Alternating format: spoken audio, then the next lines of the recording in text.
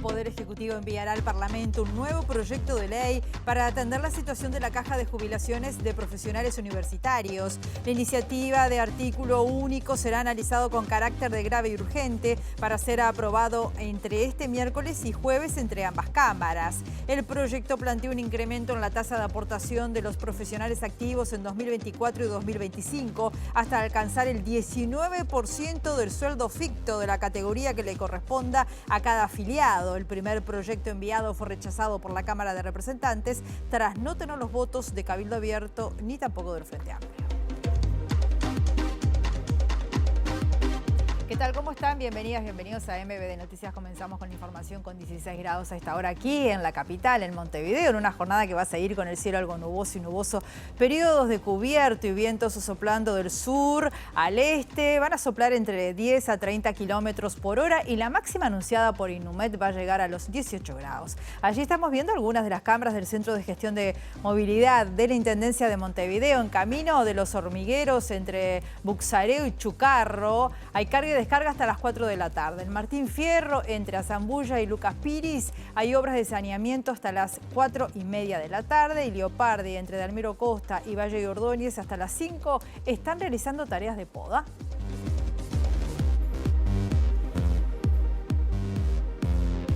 Vemos otros títulos que se están destacando a esta hora.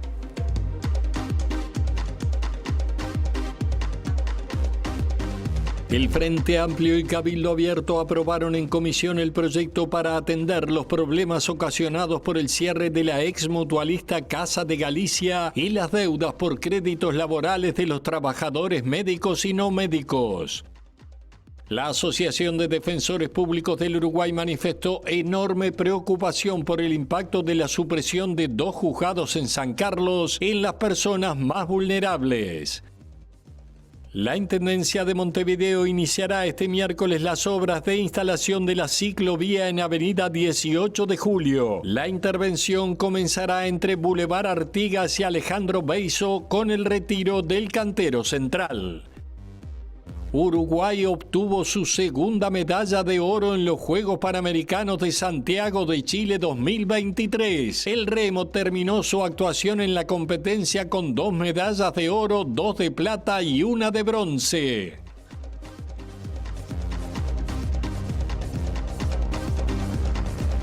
El Frente Amplio y Cabildo Abierto votaron en comisión un proyecto de ley para atender los problemas ocasionados por el cierre de la ex mutualista Casa de Galicia. La iniciativa busca que los trabajadores y trabajadoras puedan cobrar sus créditos laborales y que se sancione a las mutualistas que no cumplieron con el ingreso de los ex trabajadores de la mutualista. Daniel Cayani, senador del Frente Amplio, espera que la iniciativa sea acompañada por legisladores de la coalición de gobierno. Nosotros presentamos un proyecto para que en la medida de lo posible se pueda contemplar que cada trabajador pueda cobrar hasta 105.000 unidades indexadas, alrededor de 600.000 pesos de sus adeudos.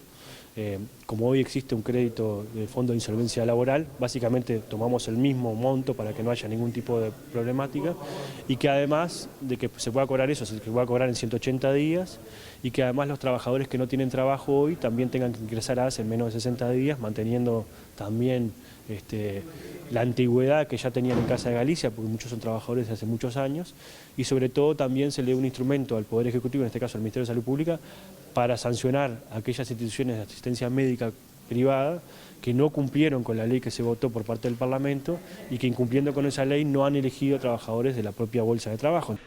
La iniciativa aprobada por Cabildo Abierto y el Frente Amplio tendrá un costo de $30 millones para atender los créditos laborales de los trabajadores médicos y no médicos, al tiempo que el proyecto enviado por el Poder Ejecutivo establecía un crédito de $8 millones. El acuerdo entre la oposición y Cabildo Abierto generó molestias en filas del oficialismo.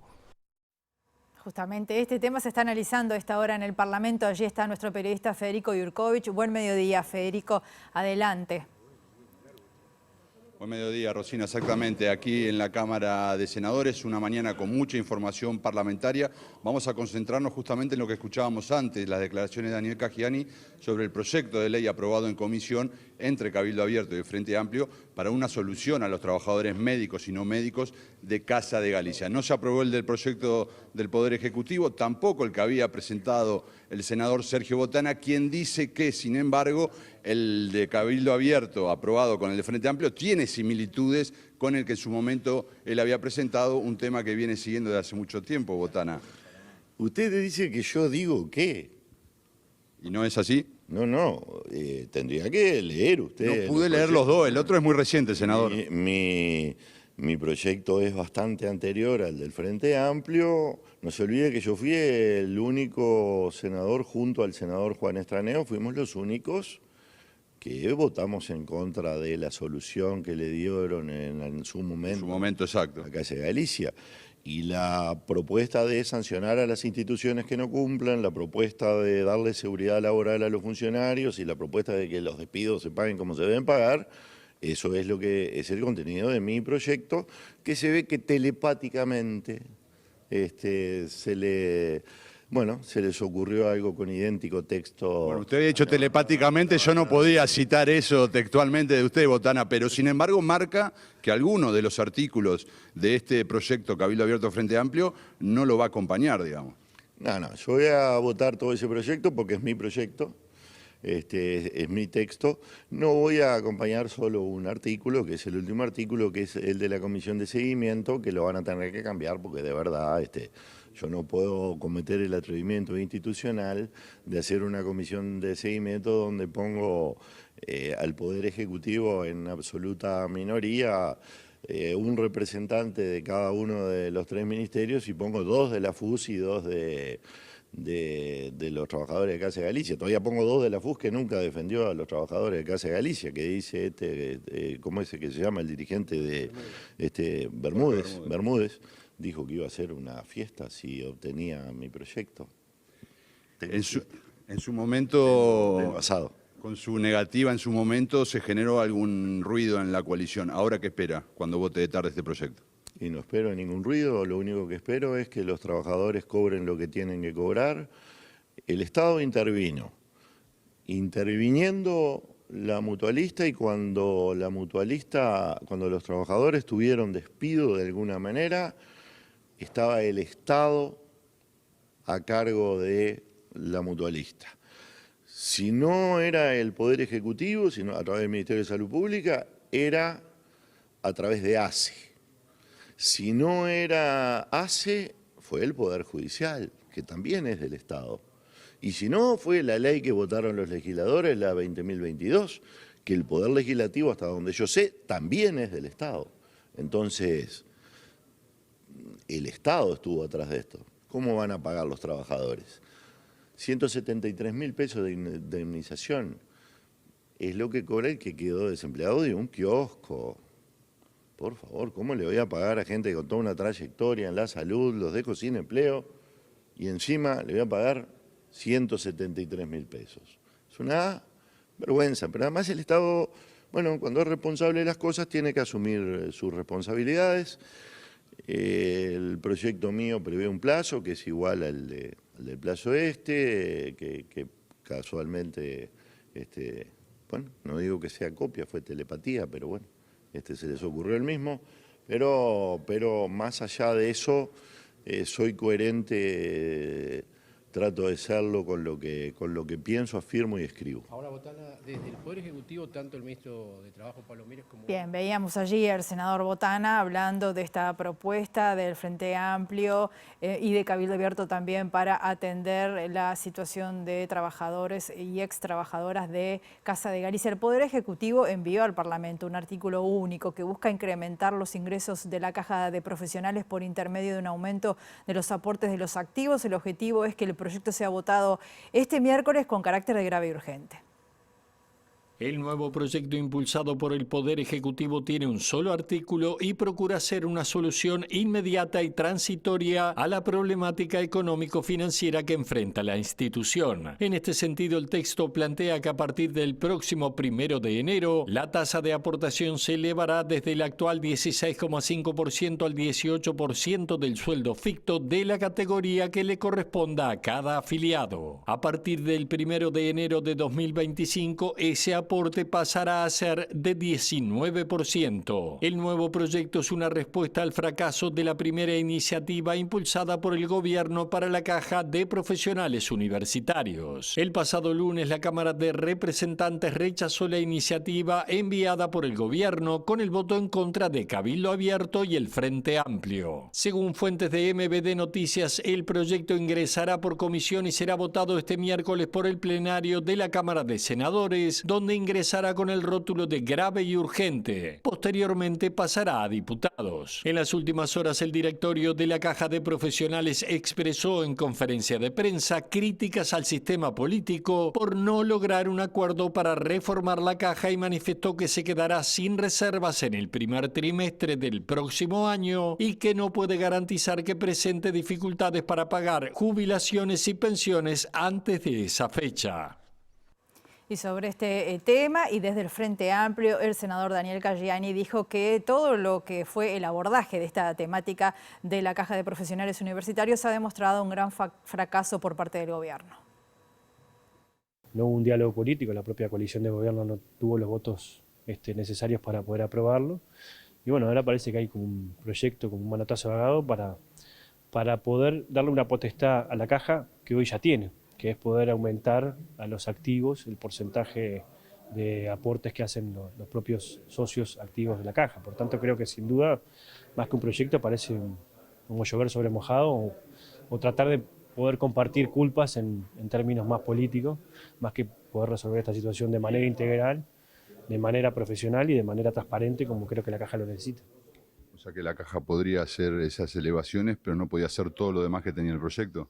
Sin duda, creo que por lo menos por lo que ha trascendido, porque formalmente todavía no ha ingresado al proyecto, estamos a mediodía y todavía no ha ingresado el proyecto que se tiene que considerar hoy, en realidad ya las potestades la tiene y además es un artículo único, no tiene todas las complejidades que tiene el otro proyecto, pero además creo que también se da otra situación, al mismo tiempo hoy estamos considerando la caja bancaria.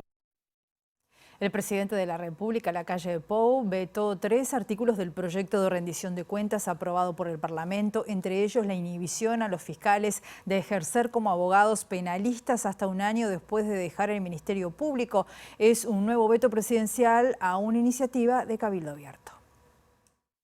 El presidente de la República aplicó el derecho a veto sobre 3 artículos del proyecto. El 266, que establecía la renovación por 10 años de las licencias de radios. El 664, que devolvía a las intendencias la potestad de fiscalizar las carnicerías. Y el 636, que prohibía a los fiscales a ejercer como abogados tras dejar el Ministerio Público.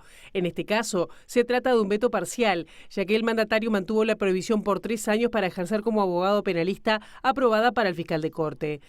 La resolución se adoptó tras un informe del prosecretario de Presidencia, Rodrigo Ferrés, donde se señala la posible inconstitucionalidad de esta disposición. El artículo fue cuestionado por la Asociación de Fiscales del Uruguay, que se declaró en conflicto. El gremio de fiscales afirmó que este artículo era parte de una campaña de hostigamiento de parte del sistema político contra la Fiscalía. Pidieron al presidente vetar el artículo y anunciaron la presentación de un recurso de inconstitucionalidad en caso de que esto no sucediera. El artículo fue presentado por Cabildo Abierto a pedido de la Asociación de Abogados Penalistas del Uruguay. La norma tuvo el respaldo explícito de todos los senadores oficialistas. En la Cámara Baja, varios diputados oficialistas cuestionaron la norma, pero igualmente dieron los votos para su aprobación. De esta forma, el presidente volvió a vetar una norma impulsada por Cabildo Abierto. El primer veto aplicado por el presidente Lacalle Pou refirió a la aprobación de ley que propuso limitar los suelos de prioridad forestal.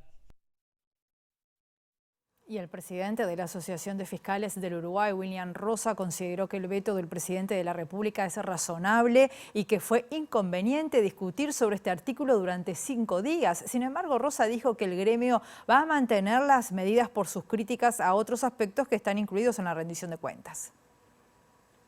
Es algo absolutamente razonable en el sentido de que si una norma tiene tantos cuestionamientos, había tenido cuestionamientos en el Senado mismo, había tenido cuestionamientos explícitos en la Cámara de Diputados, incluso algunos diputados habían dicho explícitamente, el diputado Luz dijo que era inconstitucional el artículo, lo cual es claramente inconstitucional en el sentido de que marca una inhibición para determinados funcionarios sin invocarse razones de interés general. Dice la Constitución, artículos 7 y 36, que para restringir restringir derechos fundamentales se deben invocar razones de interés general que no estaban invocados de ninguna manera en esta norma.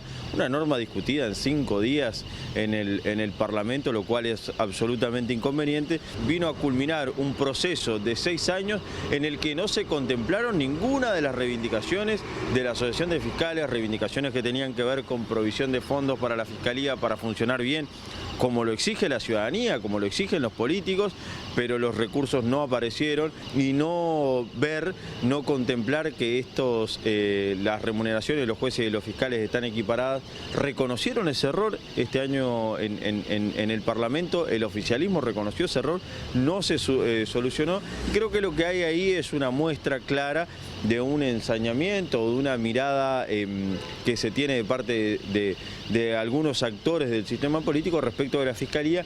Lamentablemente la equiparación entre fiscales adscritos y fiscales adjuntos, vamos a tener que iniciar un juicio. No es bueno para los fiscales el tener estas medidas, porque todo el trabajo que nos hacemos ahora, o sea, lo urgente lo seguimos haciendo y lo vamos a seguir haciendo. No hay ninguna afectación en la administración de justicia o afectaciones a los justiciables en cuanto a lo urgente.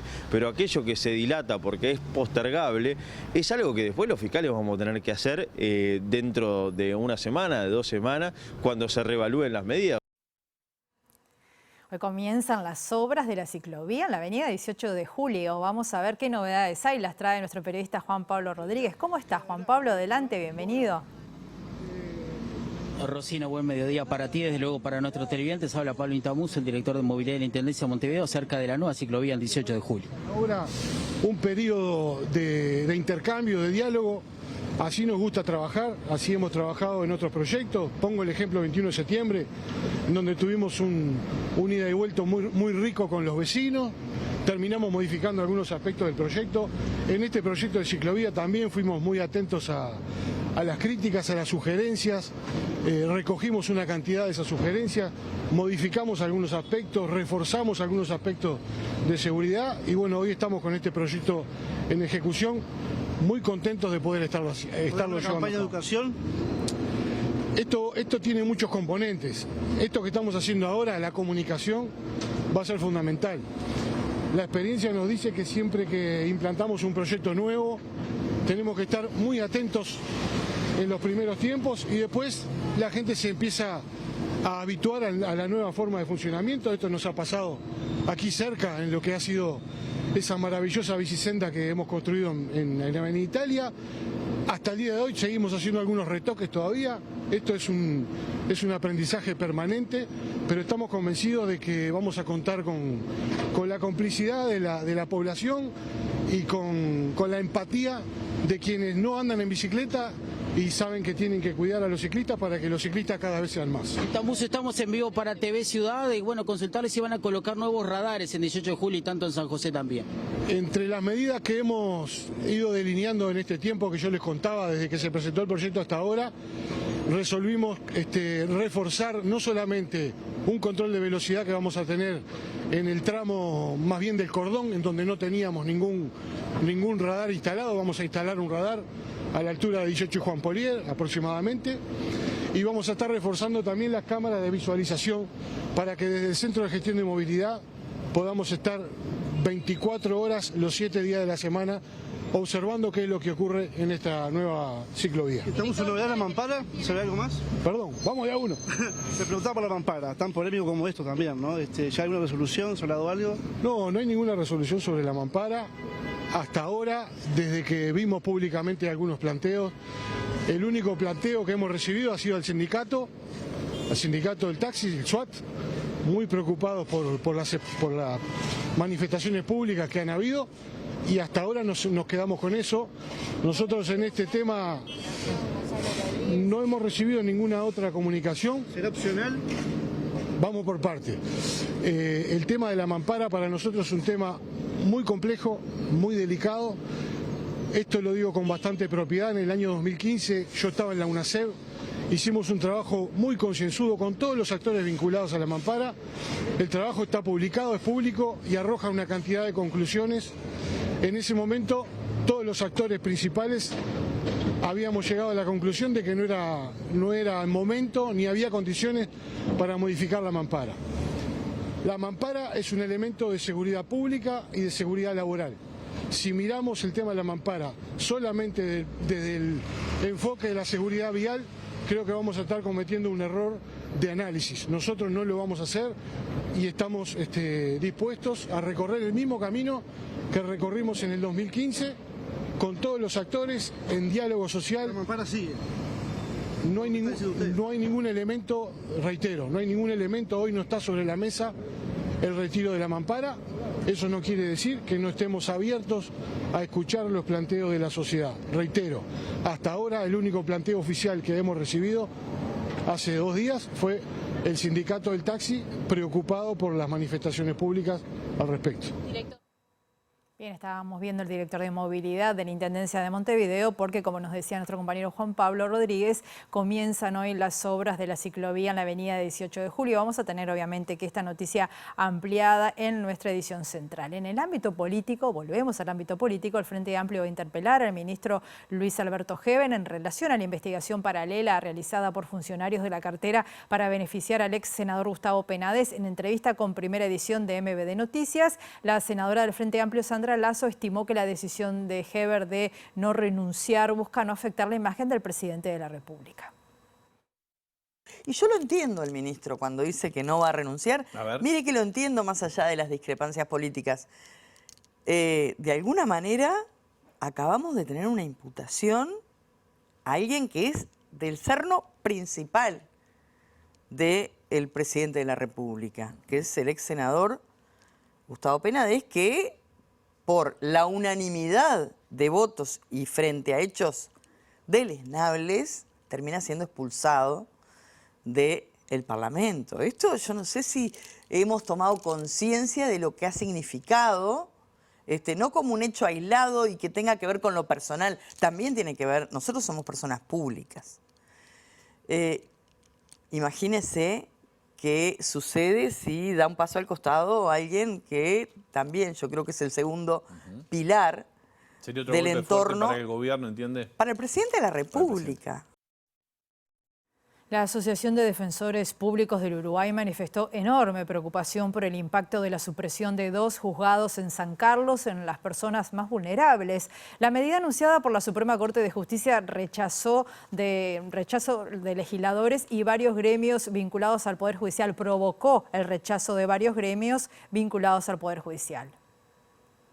El gremio de defensores públicos entiende que la supresión de los juzgados letrados en el departamento fernandino con competencia en materias distintas a la violencia basada en género, doméstica y sexual coarta la posibilidad de resolución de conflictos con la inmediatez para los ciudadanos de San Carlos y sus alrededores. En el comunicado, el gremio reconoce las dificultades económicas que atraviesa el Poder Judicial, ya que no recibió recursos durante la rendición de cuentas. Sin embargo, limitar el acceso a la justicia colide con los principios básicos que debe desarrollar un Estado de Derecho y sería un retroceso en el sitial que ocupa nuestro país en referencia a la protección de los derechos humanos. Ante esto, ADEPU decidió monitorear la redistribución de defensores públicos de acuerdo a la medida de la Suprema Corte. El cierre de los juzgados en San Carlos también fue criticado por la Asociación de Funcionarios Judiciales. El sindicato de judiciales consideró que el cierre es consecuencia de que el sistema político le otorgó recursos insuficientes al Poder Judicial. La Suprema Corte de Justicia fundamentó la decisión en el crecimiento de los casos de violencia de género, doméstica y sexual, por lo que resulta insuficiente que esta materia sea atendida solamente por 2 turnos con jurisdicción en todo el departamento.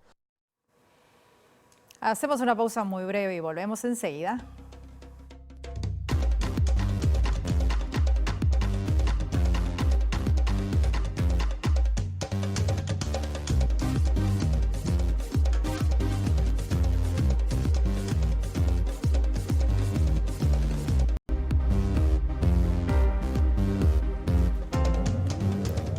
Segundo bloque de MBD Noticias. Continuamos con la información con 16 grados a esta hora aquí en Montevideo. Uruguay obtuvo una nueva medalla de oro en los Juegos Panamericanos de Santiago de Chile. Otra vez en remo. Estos chiquilines, Eric Seawright y Martín Zócalo ganaron la final A en el doble par por delante de Cuba y de Estados Unidos, que fueron plata y bronce respectivamente. ¿Qué me dicen? En tanto, Bruno Cetraro Otra de las esperanzas de medalla terminó cuarto en la categoría Single School, apenas 7 centésimas por detrás del bote de México, que fue bronce. En esta categoría la medalla de oro fue para Brasil y la plata para Estados Unidos. De esta forma, la delegación de remeros culminó su actuación con 2 medallas de oro, 2 de plata y 1 de bronce. Entre otros deportes, los resultados fueron negativos. En otros deportes, en boxeo, derrota de Camila Piñeiro, abanderada de la delegación ante la representante de Estados Unidos, al tiempo que también fue derrota de la selección uruguaya de handball, esta vez ante Brasil por 28-9.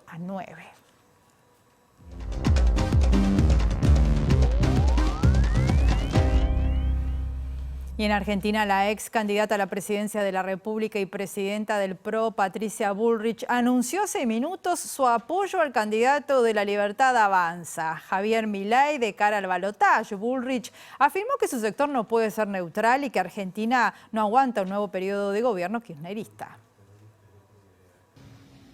Junto a Luis Petri, quien me acompañó en esta fórmula, ratificamos nuestra defensa a ultranza de los valores del cambio y la libertad.